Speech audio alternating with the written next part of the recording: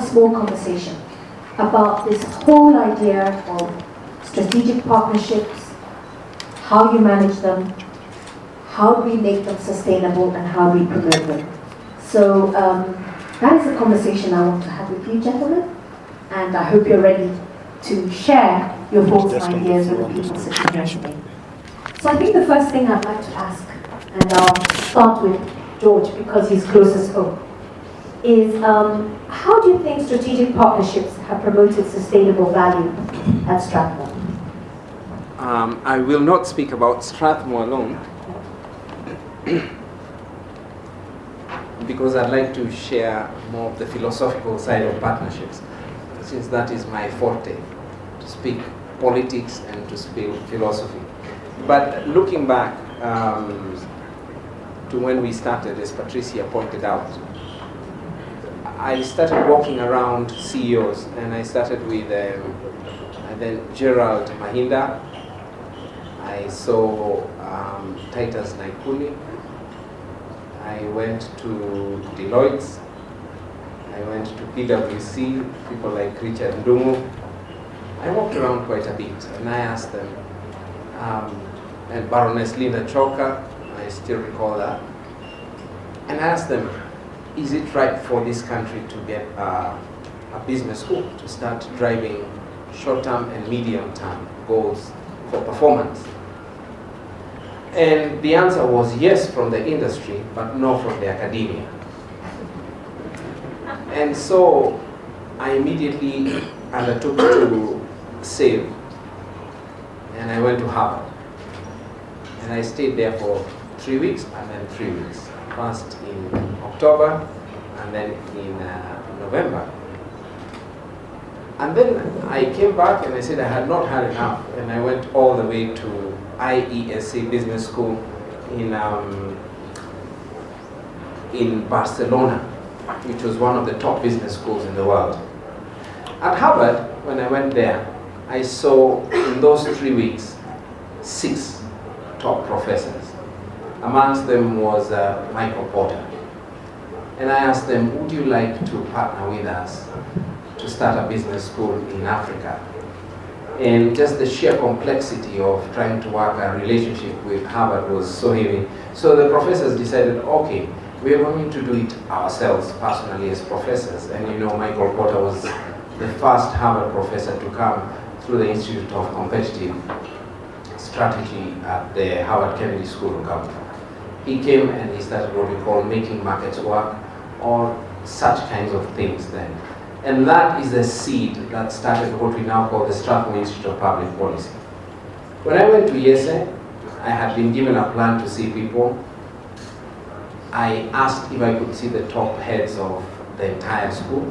And in 3 weeks, I already had a committee in IESA ready to work with Strathmore University to set up the business school. I went to EABL, I went to the government, I gave 5 scholarships to the government, because I had a very clear idea that government, if they don't understand the private sector, there is no way they're going to build a conducive environment for the private sector. So there was a philosophy behind all those partnerships. And so we started with the first 25 people. Today, if there is one word that can summarize the growth from all those people who supported us, is 750.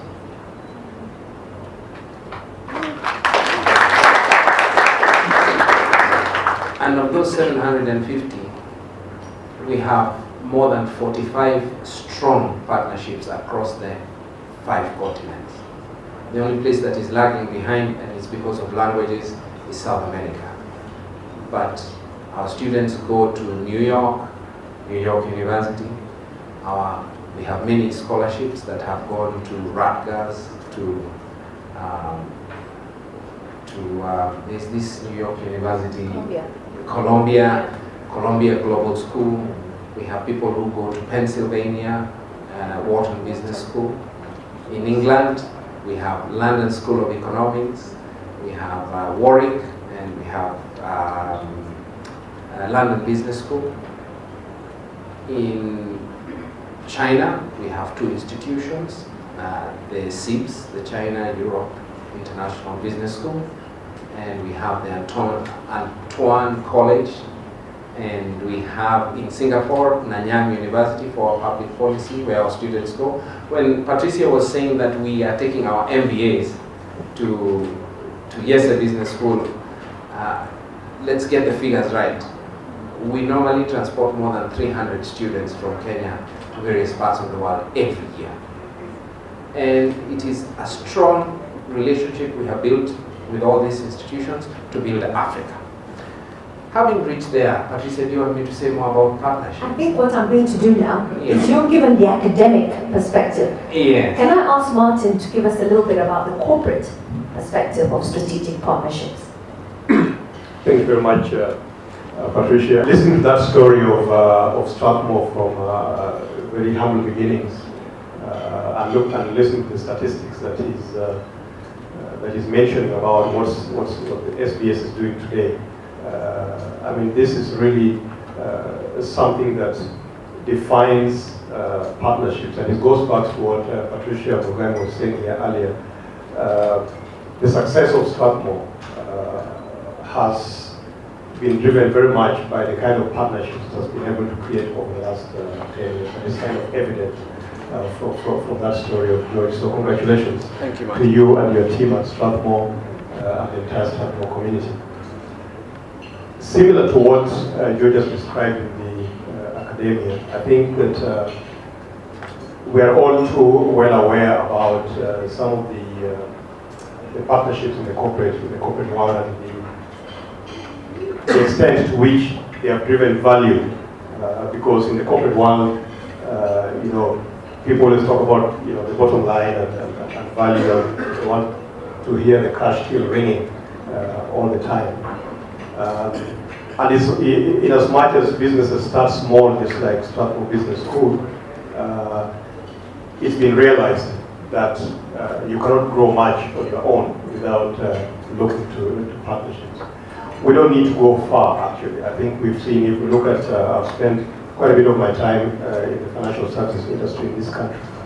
And if we look at inclusive banking, for example, as one of the latest things, and just see what has happened by the collaboration or partnership between the telcos and the banks. That people like Safaricom or Airtel, for that matter, and some of the banks in this country, just by coming together, have opened up a space which either of them would not have done in the past. If I look at, you talked about Titus Naikuni as one of the people that you spoke with earlier.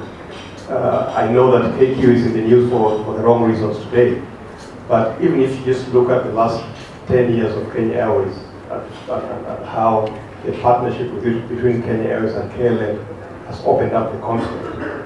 I remember my first trip to Ghana on the west coast from here many years ago. I had to go via South Africa to get to Ghana.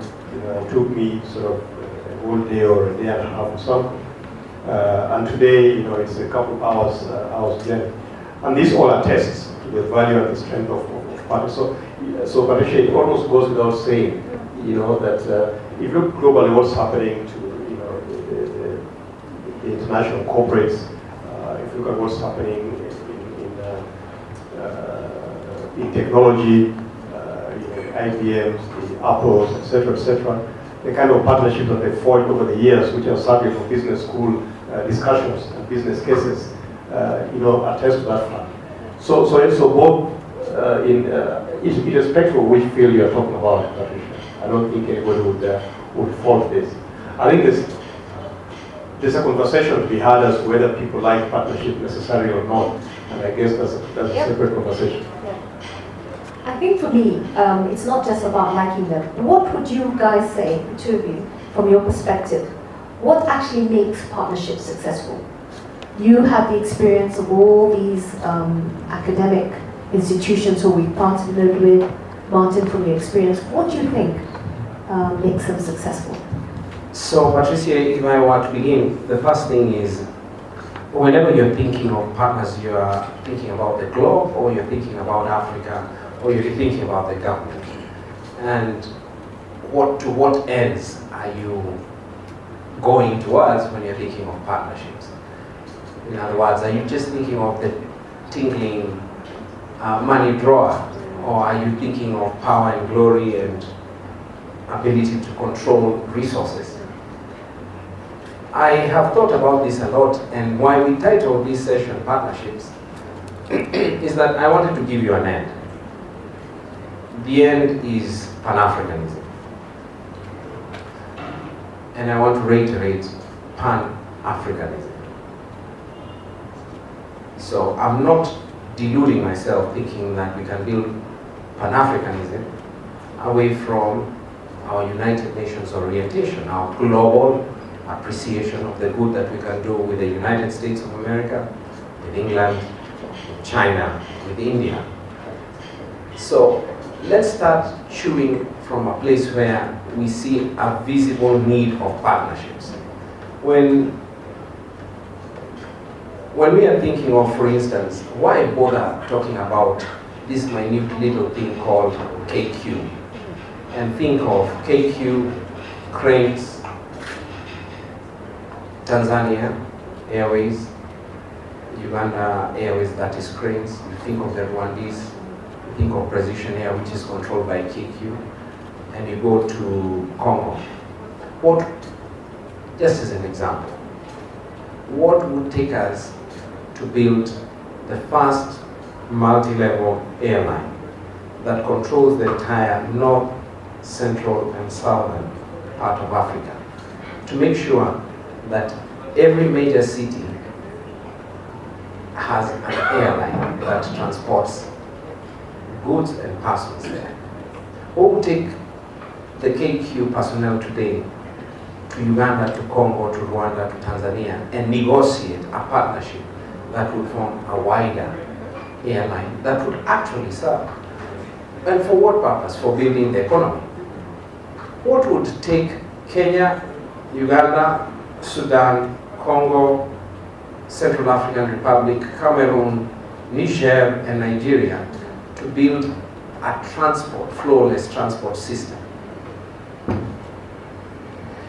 When you think about it, ladies and gentlemen, openness, trust, value, and a sort of desire for a common good are four elements that go to talk about partnerships. If you don't have these key four issues, openness, trust, value or wealth creation, and a common goal, what I call common good, that we see ourselves as good when we build wealth across Africa, when we share goods. What's the need of me saying that my first best exporter or importer of my goods here in Kenya is Uganda, and then I look down the line, the next guy is actually Netherlands, or Europe in general, if you take them as a group. And in fact, if you take Europe as a group, those are the most resilient people, or importers and also exporters to Kenya. So why not Uganda, Tanzania, Rwanda, Sudan, Ethiopia? Why do we fear? Let me even go further. When we think of building an economy, why is it so hard for me to walk from Central to Nyanza, to Kisii, to Turkana, to the coast, to Dadaab? Why don't we build? Why do we always try to grow our little limited societies or institutions? George, can I get into that?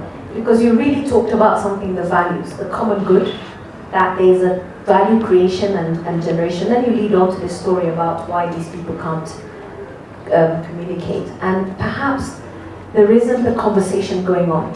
And maybe that's why the biggest buzzword at the moment is PPP, private-public partnership, where you have two people who have a common goal but perhaps don't have the resources and don't have that same value at that time, and they bring it together to create greater wealth.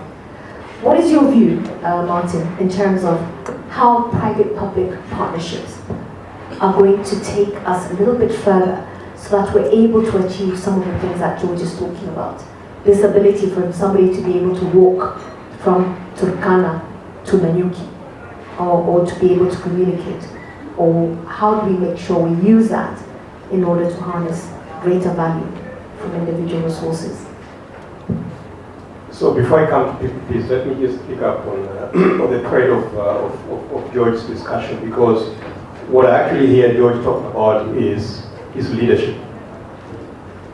Because if you listen to the Strathmore story, as narrated by Patricia, and even by George himself, it was about, I went and I met so-and-so, I went and I went to Harvard, and I went to IC, and I went to these corporate areas, and I went to government, etc., etc. That is leadership, because without that, then you cannot drive the institution and even the partnerships we're talking about. So one of the answers, George, to the question that you raised about why is it not possible for us to do this or the other, I would submit that it is around leadership and is around passion to do some of these things that you're talking about. And you're talking about a much bigger dream, actually, because you sort of made reference to the fact that, why do we keep talking about our little assets here and not think about the bigger picture? And I think that this is open to the audience to discuss, is the role of leadership in all these things that we're discussing here, and the extent to which the success or failure of that has determined the scale of partnerships that we are seeing today. If I come back to the PPPs have come in vogue, over the last decade, certainly in our part of the world, basically because of the investment in infrastructure. That's where we are hearing a lot of PPPs happening. Where governments, have got let me, for lack of a better word, say governments have got the idea, but don't have the resources to bring these things to fruition, don't have the structures necessarily, cannot drive the commercial interest, and therefore the private sector has come in as collaborators in this project. They were not very, very successful originally because of lack of, what I would call alignment, and you just described this. Because for this success to happen, that alignment must really be there in terms of what it is that you want to do. And the usual hurdles that projects face come to bear here. So for you to have real successful partnerships, PPPs as you call them, having seamless processes, having that alignment of vision and sort of the end in sight, putting the right resources in place and the right monitoring and evaluation mechanisms, and just making sure that there's constant monitoring of what's going on here is what's going to lead to success of this. It's a big thing for us here. I know that beyond infrastructure, there are PPPs in other spaces as well. Yeah. But that's my comment on that. Okay, you want to add something, George? Yes, and again, I'm one of those people who always asks, if you begin doing something, what should you do to prepare for it? And very frequently I've heard of strategic issues of government, let's put it that way, of the people of the country. So let's talk about the LAPSET project, let's talk about PPPs in infrastructure. These are just but minute aspects of what PPPs should provide. But if you ask yourself, how many of you know about PPP and how to structure PPP and where to put it in and what are the obvious possibilities? And you come to one of the major issues which I haven't put as a core issue when dealing with the partnerships, and that is our governments, and especially African governments, do not prepare the educational and training grounds for the principles they want to align with the population, with the private sector, and with their partners elsewhere. So, let me give you an example. When NASA was planning to send the capsule to Mars, do you know how many years it took for them to train? 20.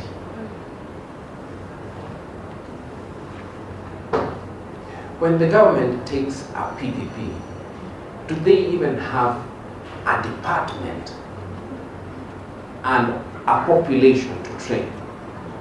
Or do we simply jump into things and assume that because we've spoken about them here together, then we are going to transform Africa? It's ridiculous. When we get Vision 2030, how did we want to perpetrate that idea from grassroots all the way to the top? Ladies and gentlemen, if we want strategic issues like this to happen, the first and most fundamental basic issue is how do I proliferate that idea to a significant part of the population that matters. And when you think about it, that's why we don't have leaders. We have failed in the art of growing leadership.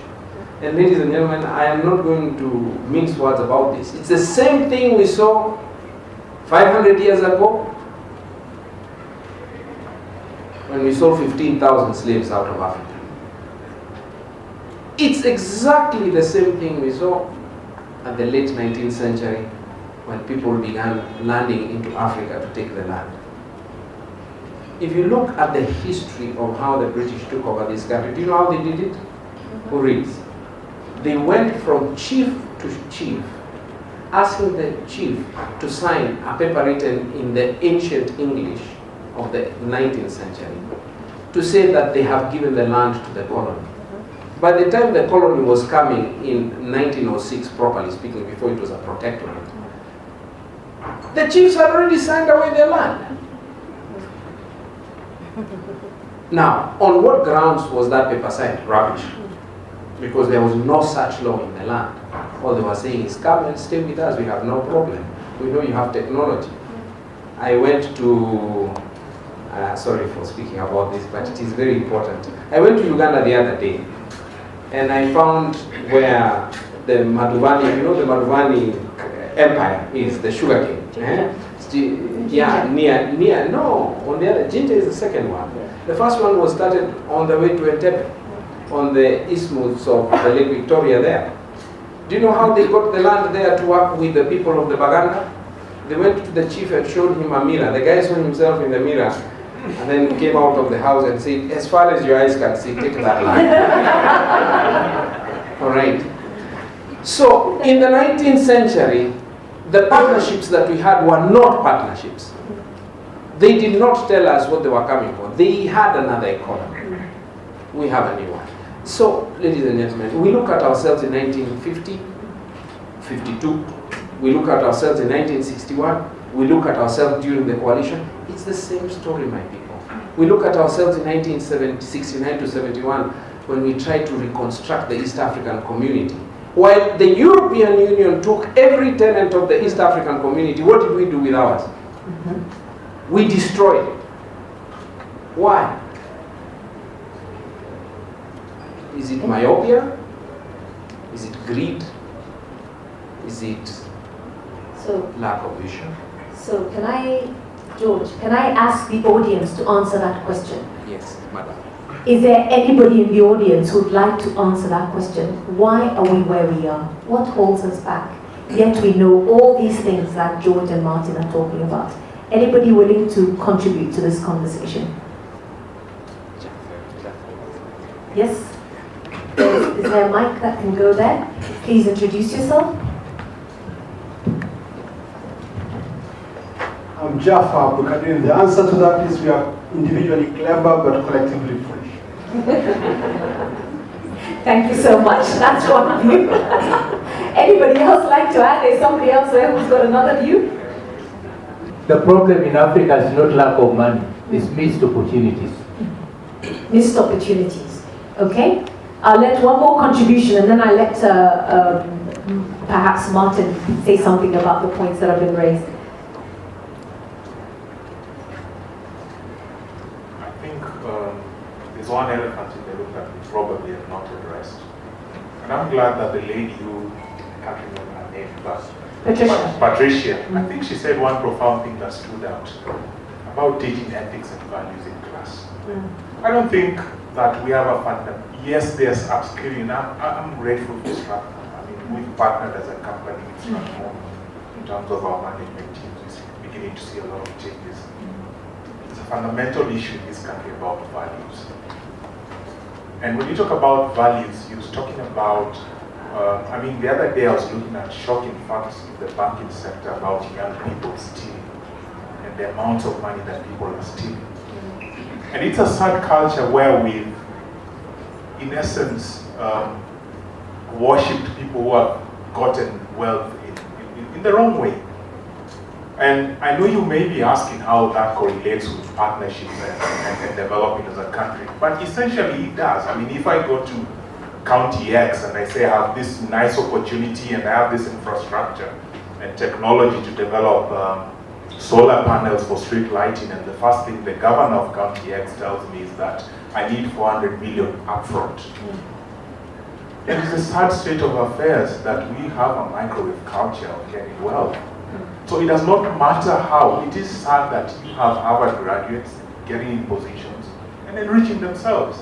Now, this was a narrative that was there long ago in the public sector, right? It was common in public sector and acceptable. But the same thing has crept into the private sector, where you have issues of corporate governance that we've spoken about. I'm almost helpless at times when I read the papers and see what's happening. So if we cut to the chase, that's where fundamental the issue is. It doesn't matter how, there's a preparation level. The essential issue is, I work at Omodu in IT. We see the opportunities for technology, reduction of corruption, in terms of approaching government and working. But the issue is, what's in it for me? Unless we cut that, I don't think we're going to go anywhere. Unless we start teaching ethics from nursery school and start dealing with people who steal money, both in private and public sector, I think we're going to go around the same mountain and nothing is ever going to change. We've seen levels of bill for it in the hundreds of millions. So for me, that's the elephant in the room. Okay. And thank you, Strathmore, for all the training you're doing. Thank you. We need to address that. Thank you. Thank you so much. Isn't that passionate? Martin, you talked about leadership. The same leadership that delivered a Strathmore Business School with all the things I teach and all these amazing partners here, yet we have everybody here making those contributions. What say you to that? Right, so he's spoken about ethics and values behind there. Jeff made the point that individually we are clever, but collectively we are stupid. Foolish. Is that what you said? Foolish? Yes. Foolish. And then, Cora mentioned the missed opportunities issue there. And you brought it back to leadership, and I think that's fundamental. George was more dramatic here, sort of saying, African leadership is a failed leadership. That's a very wide subject. It's a very, very wide subject, but it's at the center of everything that we're discussing. I've known George for many years, and he's that sort of philosopher and sort of great ideas, etc., etc. And I actually wish that we had more people like him, because my view on this matter is that we don't like coming together to form strong bonds or strong partnerships to deliver the bigger picture. And leadership does not encourage this either. And as Jeff says, we are very individualistic. I want my own little thing, and however small, etc. And rather than having a small bit of a big picture, we want to have our little thing and just struggle with it. And until we move beyond that, we will not get to the vision that George is espousing here of having a big, he talked about the East African community and what happened in the 60s, etc. The myopia at that time, and trying to recreate the same thing that would have been much, much bigger today to do bigger things. Now, when we talk leaders generally, I think we talk about politicians. That's our understanding of leaders. We don't talk about ourselves because We disappear in our cocoons and we Yeah. do the thing that we know how to do best, Yeah. but we leave other people to run our country. The tragedy, obviously, is that even for us, once we get into positions of politics and authority, we behave exactly the same as the person that we were castigating the previous If we day. get into the microwave. Absolutely, absolutely. So it's a big problem. I don't have a solution to it, and I don't think that any of us has a solution to it. But the thing is that we've got to have that big vision. We've got to do what we are doing to get there. You know, it will take much, much longer. You know. So if you look at Vision 2030, for example, which George refers to, you know, paints a great picture of this country in 2030. But if you recall, the launch of that vision was actually delayed by a year or two because the time it was being launched, that's the time we were fighting among ourselves at post-election violence Yes. in 2007, 2008. And so we have this document, but because of leadership, we actually can't even go to the point of launching this document. And therefore the takeoff was very, very slow. Yeah. You know, and so we've lost a number of years. Yeah. When I think about making growth rates of double digit on a sustainable basis for many, many years, we haven't even reached there. So I submit again that, you know, as we discuss this concept of partnership, we need all to kind of rise to the occasion in our institutions, in our interactions within government, outside government, to just see how we can promote this. If we're agreed that partnership will deliver the bigger dream for us, then we go to work towards that. Thank you. George, would you like to say something before I throw it to the floor again? Yes, I'd like to say something. Sometimes I believe that we overrate this idea of politicians. Yes, we have to get the right politicians, but if you talk about democracy and you believe in democracy, that means that you believe in each individual and collectively electing our leadership. Now, if you do believe that, and you look at our country, Kenya, which is one of the lights of Africa, 75% of your population has no clue how to create an economy, how to create a society. We don't have good schools out there. We don't have the right curriculum. We have people who set a curriculum that they don't even know about. It is more about actually sectional interest in the curriculum rather than what are we building as a community. But let that be said. Let me give you two examples. One day in 2006, when we were just beginning, we were only 25, we had a class of corporate social responsibility. And I asked myself, which is a principle I've tried to hold since the beginning. By the way, I started in Strathmore in '92, so if you're thinking of the business school, I've also been there at the core of the university itself, before it was even a university, forming its entrails. Now, I said I can't teach corporate social responsibility if I am not doing corporate social responsibility. So I said, fine, we are training executives and we are going to remain at the top, medium and high executive. So why don't we take this learning to a sector of the economy that doesn't have it? And we did next to nothing. We are not for profit, so I wasn't worried about having a zero balance at the end of the year. So you know what we did? We started picking executives from healthcare institutions. Well, that little baby in 2007, I still remember that lady, Maureen Afula, who took up this dream with me. We now have, and now we are structuring the strategic with Gilbert Kokwaro, who has just said here. Professor Gilbert is one of the renowned scientists in the pharmaceutical world and medical world. We are now, he's heading that. We are now talking about uniting ourselves with New York Star, with Wharton, with various other schools to set up the Strathmore School of Global Health. We have trained the entire lot of the top leadership in healthcare. It's true, I had to ask partnerships from MSH, I had to ask partnerships from USAID. I had to ask them to come and help me because I couldn't do it alone. Let me give you another example. That means that right now we have the first MBA healthcare man. And it is the first in Africa, really speaking. Before, our people were going to Israel, to the London School of Tropical Medicine, and to the US. Now we have an MBA that is taught by leaders across every top business school or every top school of healthcare management training in the world.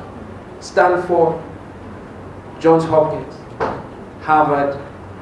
I am happy to say that I have Professor George Mosley here from the Harvard School of Public Health. George, thank you very much for all that work you're doing. George came and had me dreaming, and he said he wants to be part of it. You understand what I mean? But if I ask my government, do you want to have the best tropical medicine school in the world? What do you think they'll tell me? Yes. I keep quiet. I'm not going to say. That is point number one. Point number two, I want to tell you, then after now the School of Global Health took off, and it is actually an institution on its own. I took another issue, and it is with a lady and a young gentleman, a young lady and a young gentleman, Grace Kariuki here and Patrick Ndumu. They are very young. They were just graduates from. Told them, look, I want to do some work for the small and medium enterprises, and I don't know where to begin. So we started working slowly at it. This year alone, we have graduated 368 small and medium enterprises in cost, affecting 1,800 people, all the way to Lamu, Galana, Tana River. And of those, we took 50 and made them the teachers. It is the work of only 1 year. The money is incredible. Why did we go that way? Because we felt here is lack of opportunities and ability. One lady alone moved from 10 chickens to, I think now she's going to 5,000 chickens within 1 year. Simple, basic rules of the game. Who helped us, by the way, and how did we begin? We went to the Coast Development Authority, and we went to the Kenya Coast Development Program. And we asked them, what are your dreams? Can we come and help? And they partnered with us. We went to the World Bank. Do you have some money for these things? They said no. So my lecturers, actually, sorry. What happened there? Question. My question. My lecturers, I remember 4 of them.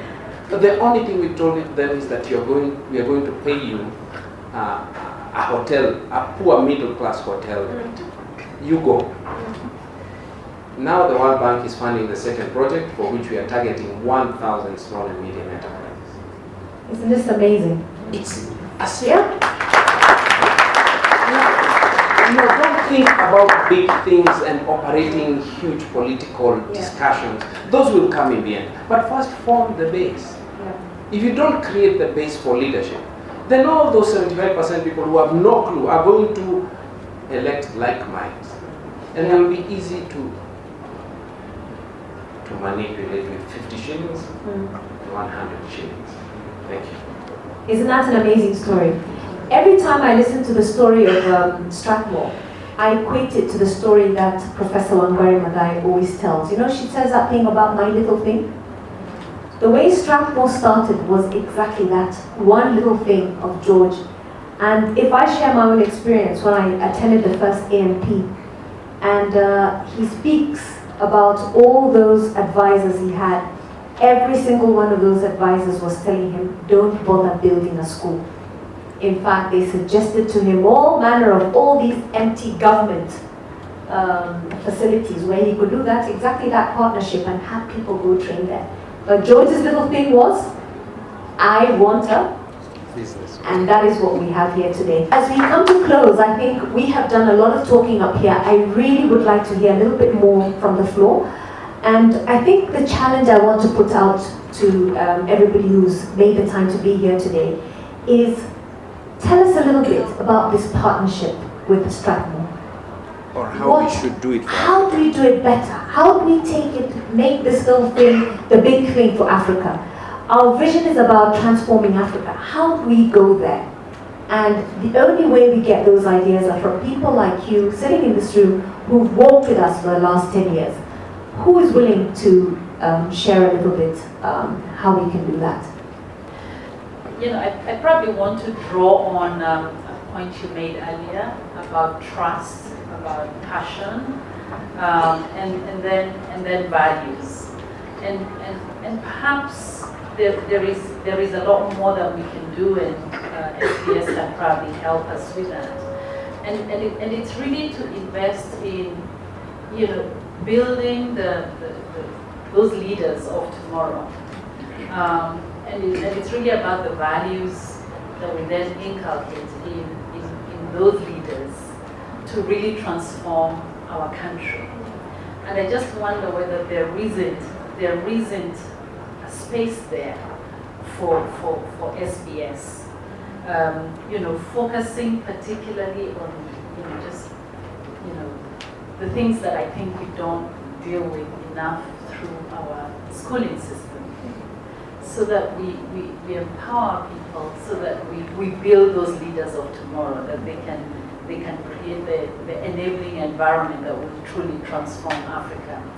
So it's a question to you, George. What do you think? What space can SBS take even further around transforming our leaders and empowering them with Yes. Okay, George, you've been challenged. How do we push this envelope? I wanted us to take questions one at a time, but this question is too directed. Okay. Let me cry back to you, Anne. There is no institution without you called Strathmore Business School. Yeah, I know you're thinking of my passion and what I'm saying, but I'm a little thing in the whole process. It is those people who have come from the executive industry, those people who have funded projects within Strathmore Business School. It is about you coming back to school and teaching a little hour per week or two. It is about you understanding our education institutions are not built by one person. They're built by you. When you think of the MITs, when you think of the Harvards, when you think of the Yales, when you think of the IMDs, when you think of the Swiss schools, hotel schools, these were built by geniuses sitting here around. Okay? This is the reality. Let me now mention here a little thing about what I mean. Bob Collymore, Safaricom. Do you know what we have built with Bob Collymore? We have built an entire school for IT mobile applications. We have built now a center for training business journalists. So we are going to announce soon with KCB and Safaricom that we in fact have a school for training journalists. I don't have money. When I say these things, it's not about me having money. I don't have money. And if I start thinking about money, I'll leave Strathmore Business School to go and make money. And I'm sure you can do that. All I'm telling you is that I am here so that you guys can put a load on my back, but you have to pay. Okay. Yes. You have to invest in the future. And challenge? That's a reasonable challenge. It's a reasonable challenge? Fantastic, thank you. So we will be coming back to speak to you on that challenge in terms of how PwC can help us do that. Or Anne Erickson in her own right. Anybody else? Anybody else on the floor like to share? Yes? Njenga? Good evening. Yeah. My name is Moses Ochen of the Financial Sector Development Africa. We support skills development in the financial sector across Africa. And our partners. And we are partners with Strathmore Business School. We heard about their initiative in Uganda in developing mid and senior level management capacity in financial institutions. And it was very new. They just started about 2 odd years ago. We had a conversation, and they had the vision of expanding it into Tanzania and Rwanda. All of you who operate regional operations, you know the challenges of having qualified, skilled, and experienced mid and senior level managers in Tanzania and Rwanda. So this was in sync with our own vision of developing capacity in institutions across Africa. So we started work on that. I think George at some point gave up because of our own internal processes. But I'm happy to say that the initiative has now been approved, and we are now going to roll out the program into Uganda. So, to your challenge, yes, we are the people who must make that dream a reality. And we are seated right here. Thank you very much for your patience, and we also thank our major donors, which is the UK. Thank you so much, MC. Actually, there is more work that's already started, because I know they're already in conjunction with FSD. There's a lot of capacity building for a number of executives through coaching programs. So we're starting that dialogue and building the leadership. My name is Sami Langat. I work for Transnational Bank as the... It's working. We can hear you. As the CEO.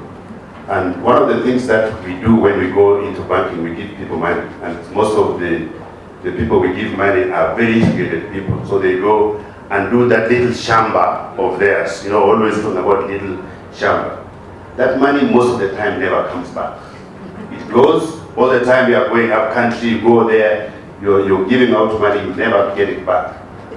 And it became a big problem to us in the bank, to the point where we saw it's not possible to keep doing this, because these are highly trained professionals, they are CEOs, top people like yourselves around here.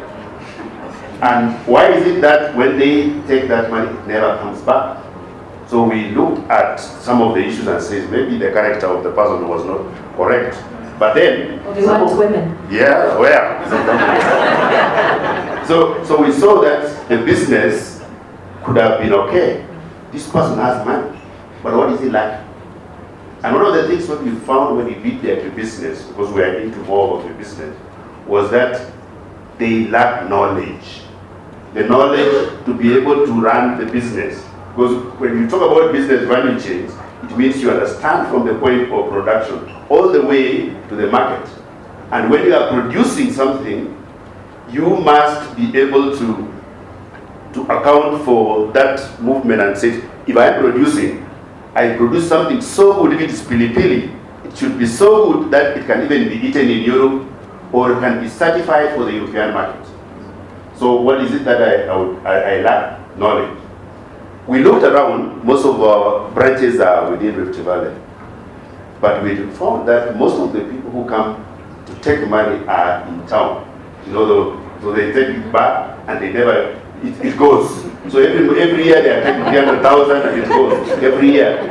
Now, we looked around and found that we needed a business school that can place this, because it's an ecosystem, it's a three-legged stool. Everyone was going out there every other time and says, I hope it's rain, so it's guess what? Yeah. One of the things that we saw that lacked was skill, knowledge. And the only place that we actually found, because we talked to the universities, the World Bank, everyone, I think even some of the guys who are here went out with some of the universities out to Israel to find out things. It could work. The only place actually what we found we could partner was Strathmore Business School, so that we can be able to partner and teach, so that if you have successfully gone through the course, you actually can get money and you are safe. You know, you won't go, but when you go home, the next one, you can actually get back the money.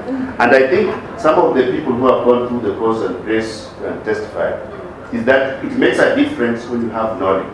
And I think I met somebody from, Sunday. I saw him there. I think we met with Dr. Njenga. And this three-legged stool is the same thing. It was the character of the individual that is given money, the capital that we are giving out, and the knowledge. When we met someone from Switzerland on Sunday, he told us that there are 3 C's. And he says one was competence, one was capital, and one was consulting, which is coaching, yeah. Which is this same knowledge. Yeah. So, and I think that is where, if you are to go back to the question of Africa, we only go a bit only a small part.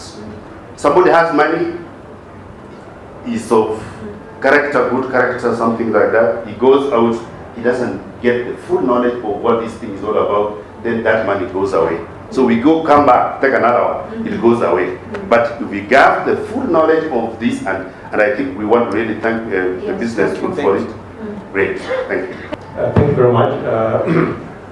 Let me thank again the Strathmore Business School and George for organizing this evening and giving us an opportunity to share some of our concerns and experiences in this area and some potential solutions that are being suggested for me. So I think for me, I just want to reiterate that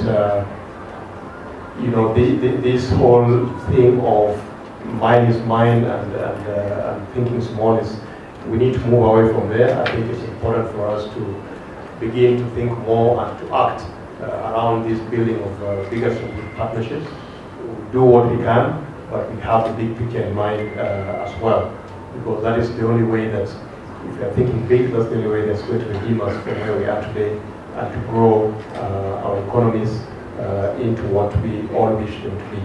So, the question of leadership is one that I really think that Strathmore is doing a great job today, and we all need to come to the table. It's one thing going and associating with Strathmore, but there is another thing putting into practice all these things. I mean, you talk about values out there.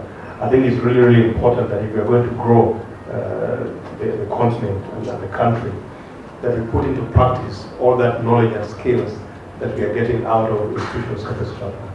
So thank you very much. Thank you so much, Martin. George, 1 minute.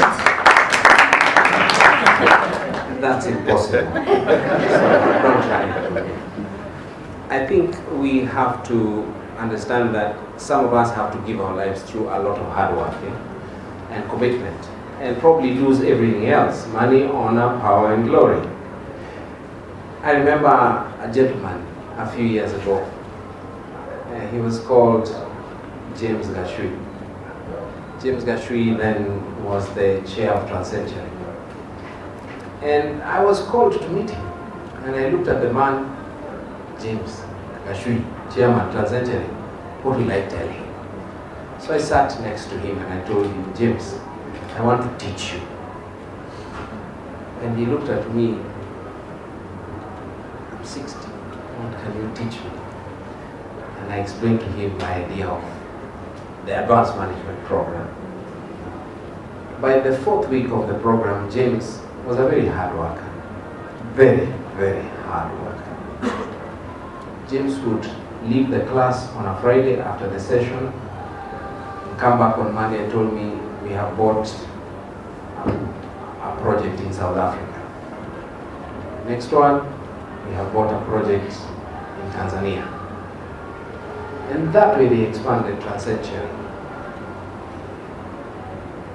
I realized that this man did not think of what he was making. He was thinking of just a little bit of this dream. That you and I are the ones who have Africa on our shoulders. Nobody else. But it will take a lot of sweat and hard work. And we are going to suffer and die along that journey. But we will be creating a home. And that's really what I'm here to tell you today about partnership. It wasn't even about SBS. I tried to make them get rid of the idea of SBS.